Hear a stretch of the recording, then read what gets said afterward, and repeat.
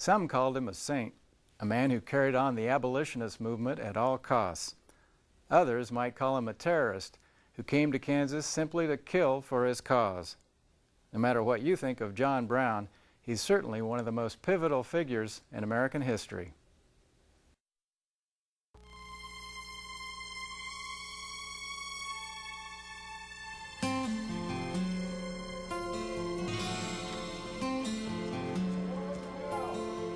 On the night of May 24, 1856, a band of armed men approached the home of James Doyle, a pro-slavery settler who lived along Pottawatomie Creek in Kansas Territory.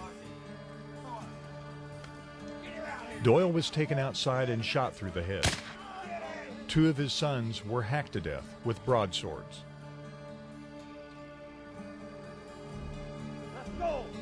The band of men and their leader, John Brown, went on to kill two more pro-slavery settlers that night in what came to be known as the Pottawatomie Massacre.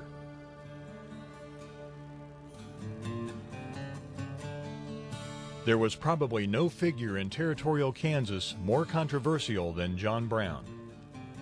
To some, Brown was a hero, fighting against the evils of slavery.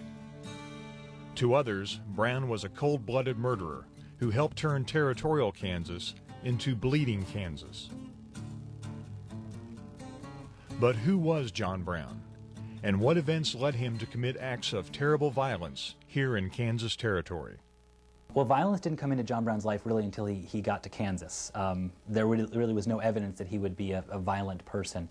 I know a famous incident that is well known is that when he was a boy, about the age of 12, he witnessed a fairly savage beating of an African-American slave, which John Brown himself wrote later that made him realize the brutality of the slave system. John Brown was born in 1800 in Torrington, Connecticut, and raised in Ohio. His parents were devout Calvinists who undoubtedly influenced young John's stand on slavery. As a young adult, Brown is known to have supported the abolitionist cause and may have been involved with the Underground Railroad. But most of his time was spent trying to provide for his rather large family. His two wives together gave birth to 20 children. So he's basically busy trying to make ends meet for a growing brood. Went into the tannery business. He tried to do some international kind of finance stuff. The short version of the story is he's a terrible failure at business. Right about the time he's having some of these colossal failures is when a very important thing happens in the new town of Alton, Illinois.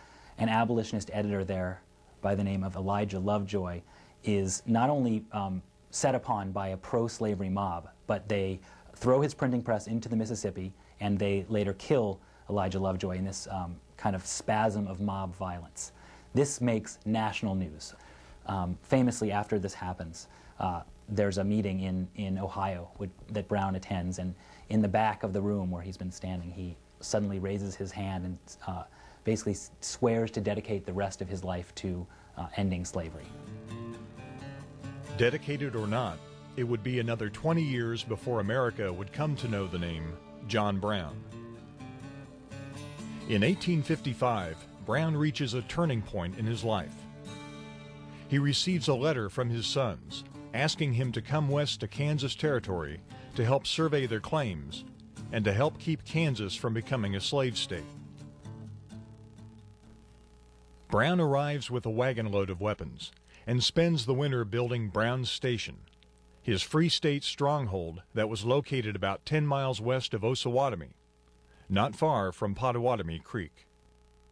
Before I get to the massacre, though, I think we should talk about other events of 1856. That's the year where John Brown makes his mark in Kansas. The first significant event is what's known as the sack of Lawrence. A whole bunch of border ruffians, mostly from Missouri, come across with artillery, with guns, and they sack the Free State town of Lawrence, where I live.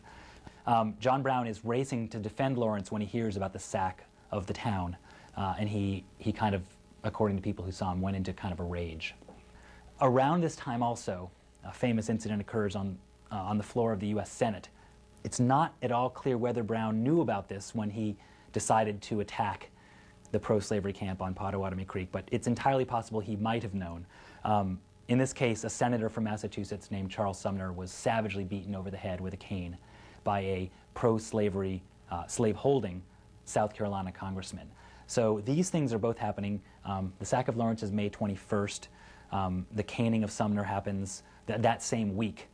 And it's this kind of very volatile, violent, and angry situation that leads Brown to commit the murders on Pottawatomie Creek.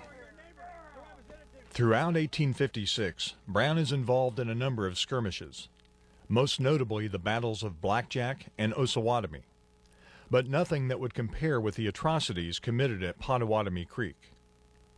In fact, there was and is considerable debate as to whether or not Brown actually killed anyone himself. So was John Brown a murderer or a soldier fighting a war against slavery? It depends on who you ask.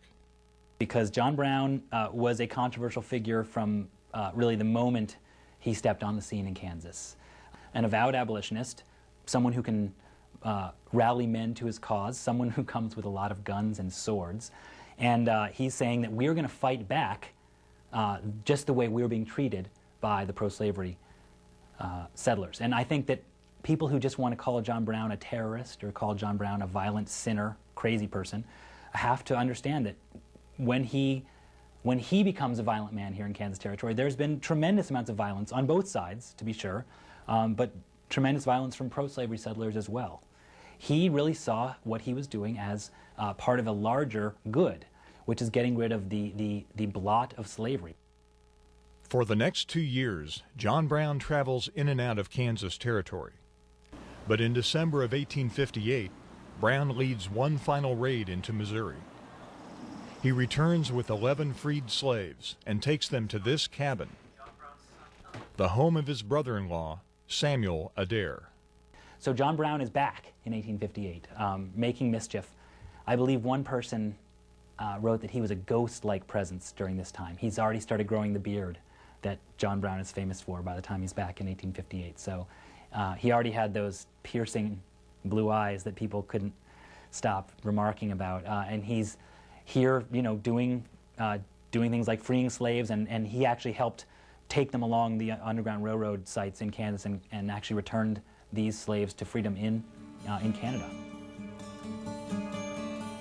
On February 1st, 1859, John Brown left Kansas Territory for the last time.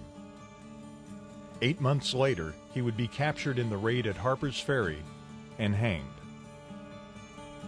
In all, Brown only spent about 2 years in Kansas Territory. But no one individual had a greater impact on territorial Kansas history than John Brown. He helps erode what very tiny bit of middle ground there was in Kansas Territory. He makes you take up one side or another. You're either for us or you're against us. Kind of before George Bush ever thought about that phrase, John Brown is pretty much living it here in Kansas Territory. So I think John Brown was instrumental in making Kansas Territory bleed in the 1850s, instrumental in making Kansas a free state. And then as far as an American and as a national figure, he's again almost without peer in terms of his significance as an individual. He really helps to split the country into two camps, Southern, Northern, pro-slavery, anti-slavery. And really, you can't have compromise on the slavery issue after John Brown's exploits here in Kansas, and especially 1859 in Harper's Ferry.